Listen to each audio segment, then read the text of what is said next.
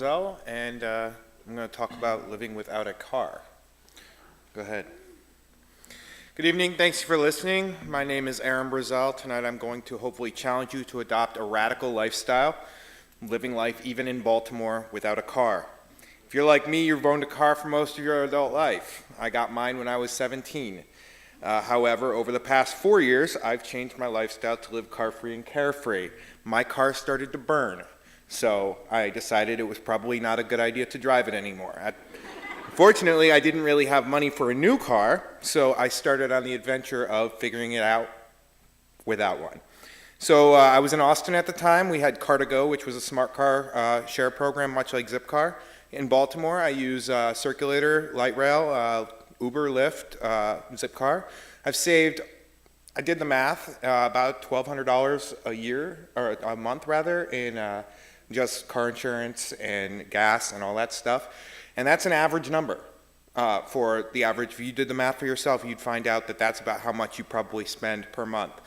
Because of this, I enjoy, I don't have to deal with sitting on the highway and dealing with the pollution and the smog and the gas fumes. I walk a lot of places and I get to pet random dogs.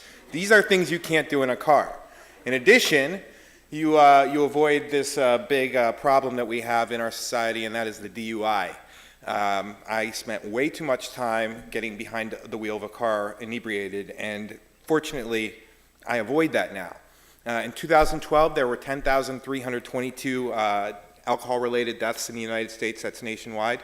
And that, if you break down the numbers, comes out to about 28 per day.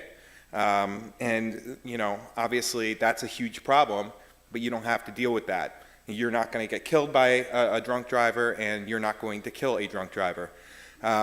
First time offense, on average, once you deal with legal fees, is about $10,000 for your average Marylander. You want to avoid this. So don't worry about the car. Get out of the car. You don't have to worry about traffic. My girlfriend and I live right down by the stadium, and you know, when the Orioles clinch and the Ravens come to town, traffic is terrible. I don't have to deal with that. She does. There's 3.7 million premature deaths in the world nationwide, not nationwide, in the world, due to smog. Your car is contributing to that. Every car, even with the efficiency standards that have come down, you know. Now, sound pollution, I've noticed this as well. You go outside on a quiet night and you hear a car go by, it is not bad by itself, but then it just, you hear a lot of it all the time, it stresses you out. It will drive you crazy. It contributes to hypertension and stress. Again, we live by University of Maryland Medical Center, and the choppers coming into shock trauma at 3 o'clock in the morning drive me crazy. Society mandates car ownership. Somehow we've gotten in our head that you have to have a car. You live in Columbia, so you have to have a car to go to Annapolis to work or whatever.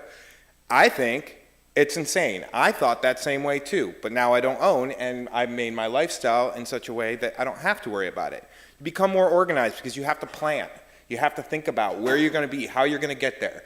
And that's stressful at first if you're not used to it, but then it actually contributes to the way you go about your life, and it's easy.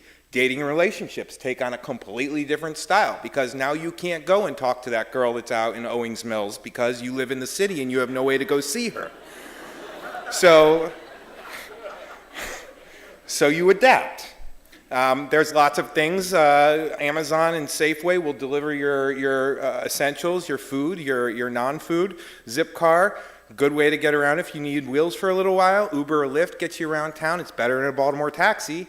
But there are legitimate reasons why you might not want to have a car. But I would preface this by saying there are very few, in my opinion, legitimate reasons why you absolutely must have a car.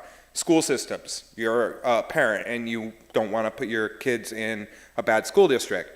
So there are legitimate reasons. But at the end of the day, I think lifestyle should drive the logistics of this sort of thing. You live where you work. You choose where you're going to be. And everything else revolves around that. Logistics shouldn't define your lifestyle. At the end of the day, you're healthier, you got more money, you've got a better lifestyle, a little bit more relaxing, a little bit less stress. It's a win for everybody, I think, because now you're not a total asshole to everybody around you. Did I say that? To wrap it up, I would just say, think about this, try it out, maybe keep your car, but try going a month without one and try some of the suggestions I've given. Save some money, put it into a hobby, buy a camera. I used to go to Ravens games on the road just because I had more money, and that's it. So try it out. Thank you.